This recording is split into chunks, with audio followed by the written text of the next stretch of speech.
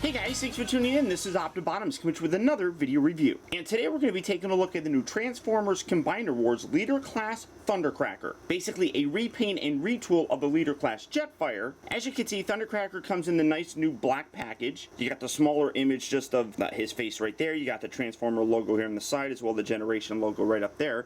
On this side, you have a larger image of that small just face shot right there. On this side, you got that Autobot Comet thing right there. And then here on the back, you can see both his jet mode and his actual robot form, and then it says that it transforms in 17 steps. Up here at the top, it says that Thundercracker lives on fear. Special materials in his jet frame allow him to unleash controlled sonic detonations that can be heard 200 miles away. Streaking across the sky at Mach 6, he wants his enemies to hear him before they see him. He wants them to know he's coming and cower in fear at their impending doom. And then you have it written in a couple different languages as well. Now this was a figure that honestly I really wasn't all that interested in picking up, but a lot of guys are really complaining because I'm not doing a lot of Transformer reviews. And I've always said that there really aren't many out there for me to do right now, but this guy is out there. So I figured I'd pick him up to give you guys something to look at. But beyond that, that's it for the packaging. So let's get this guy open and see how cool he actually is. Alright guys, so here we have Thundercracker open up and out of his packaging. And like I said, initially I was really not all that interested in getting these Leader Class Seeker figures. I honestly felt like they were just too big, and I just didn't get a real good feel of where I'd be able to put these guys in my collection. But for a figure, it's actually pretty impressive. Now, like I said, it is pretty much a repaint and fairly extensive retool of that Leader Class Jetfire. So in terms of the size, that's what you're basically looking at. But you can see they did a really decent job of capturing that kind of Seeker look in a much larger scale. And one of the biggest things that you're going to notice, I mean, outside of the color, is that the wings have been redesigned. Now, you come around here to the bottom, because the bottom chest piece here is visible on the bottom of the jet mode. You can see that that's different as well. Those are probably the two largest pieces that are changed, but setting him there and bringing in Jetfire for comparison, this is what you're looking at. And I mean, obviously this is a section here that shouldn't be there, so I'm gonna just take that off. Obviously this gives a completely different look as well, but we don't need that for full-on comparison here to Thundercracker. I'm going to lift these up as well and then bring this up just to kind of give a little bit more of that kind of unique look. But I mean, right off the bat you can see that the wings have been redesigned. These, I don't think that these slide in. I haven't been able to figure out if they do. Obviously these ones do slide. You got the tail fin here that still moves up and down, so that is also there. Come around here to the bottom, you can see that you got new cannons here for Thundercracker. They can peg into any number of the extra holes, but obviously he does not have that. I mean, the chest is obviously very different. Now, one thing that I will mention in terms of the color, this is the Takara version, so it is different than the actual Hasbro version. You know, but on the surface, I mean, you can see that these back wings, these are basically the same thing. Again, you just got a different color. There are a couple other molded differences, such as the shoulder bits right there, but we'll see that obviously more in his robot mode. There really isn't much else. I mean, like I said, the chest is different, the landing gear is the same, the front section here is all the same, so there really isn't a heck of a lot that's too different, but what is different on here does give him a completely different look, which works really nice. Now, when I was talking about the size, this is where things kind of bother me. I mean, Jetfire as a Leader Class figure really works for me because in the cartoon, he was bigger than all the other Autobots pretty much, you know, except for like Omega Supreme and Combiners and things like that. I mean, he was a really big dude. So it doesn't work for me to have the Seekers be the same size as this guy. Now, I would imagine that Seeker fans are going to love this all day long. Just for me, it just doesn't have a real solid fit in my collection somewhere. You know, the deluxe size Seekers that have been around forever, for me, are the perfect scale for something like a display where you're going to have the Jetfire kind of hanging out there. So, like I said, I think, you know, Seeker fans are obviously going to love him, but he just kind of is an oddball for me. But I do like the way that he looks. I mean, like I said, I think the color looks great. The cockpit still opens. You kind of have to get a fingernail or something in there, which, you know, my fingernails are not very functional, so we're not going to do it. We're just going to pretend that it opens up, but I'm still gonna keep going now. All right, I give up.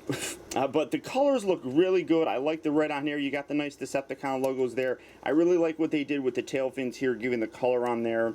He does definitely have a robot underneath a jet kind of look, but it's not all that bad. It's very similar to Jetfire's, and I think it's, you know, compacted as best as it possibly can look. In general, I think they did a pretty good job with it. Now, the transformation is exactly the same as Jetfire, so I'm not going to cover it in this review. If you do need help with that, I will put a link down in the video description to my actual review of Jetfire or Skyfire, whatever you want to call them, and you can get any tips and instructions on the transformation that you may need. But using some movie magic, we're going to go from Thundercracker looking like this to looking like this. And again, I am really quite impressed with how this guy turned out. Now, the biggest thing that you're going to notice in terms of difference here is going to be his chest and also his new head sculpt. This really does have a very cool look to it. I don't necessarily, he's got a little jewel thing here in the middle of his head. And he's got light piping. I don't know why he's got that. I would imagine that some of this has something to do with like the IDW comics, which I don't read, so I can't really speak to whether or not this is accurate in terms of that type of representation, I guess. But he does look really, really very cool. Again, very similar to Jetfire, but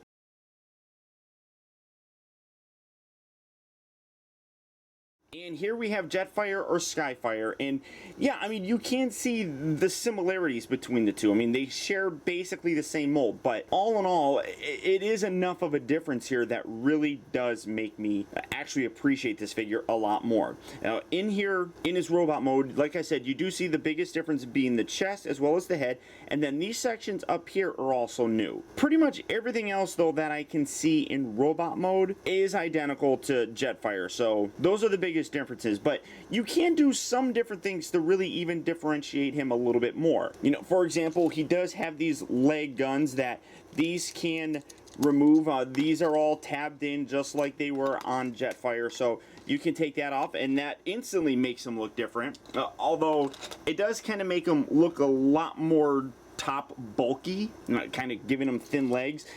This here, I'm kind of on the fence about this. I really do wish that you got these new giant cannons here, which look really cool.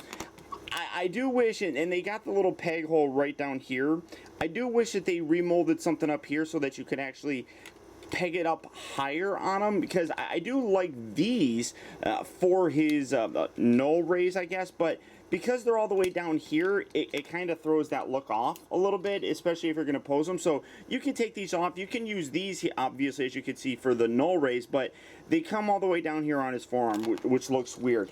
I like these ones because they're much larger, and they kind of look like they're up higher on his arms when you peg that in. So again, you can put that on there, and that just, again, further makes him look a little bit different. Now, he also does come with the same just regular handgun. It is the same mold as Jetfire's. It's just black. You got the missile and everything. So in removing some of those pieces, again, you can make him look different than Jetfire here. But again, the biggest thing that I don't particularly like is the size. It puts me off. So as much as I love this figure, and I said it before, and I'll have to say it again, I just don't have a place for this. And that's really very unfortunate because, I mean, it is such a really cool looking figure. Now, they also are doing a Starscream, which will come with, you know, the coronation set and everything, which I'm curious about. That should be pretty interesting. Now, for his articulation, the head does look left, it looks right, it looks up and down. You got a real nice range of motion there. The shoulders do rotate forward and back. They move in and out right here at this joint right here. But like I said, when you want to bend this, that's where things kind of get really kind of obnoxious here. I do wish it was on his upper part of the arm. I think that it would have been just nicer if you could peg that in there. But the fact that you can get, I mean, like I said, and it comes all the way up here, it kind of looks like it matches pretty decently. As you can see, he does have a ratchet joint here at the actual elbow. Nothing here at the wrist, nothing at the waist. The hips move forward and back on nice ratchet joints. They move in and out. They rotate at the upper part of the thigh.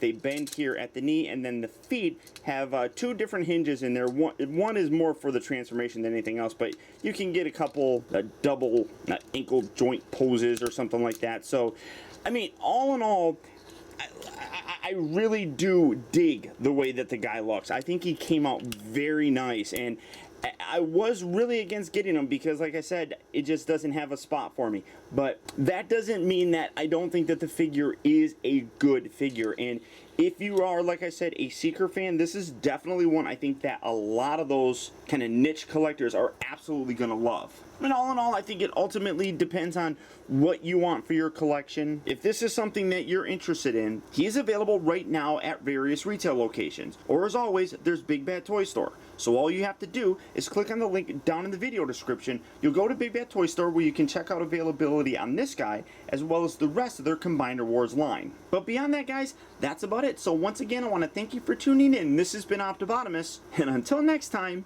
I'll talk to you later.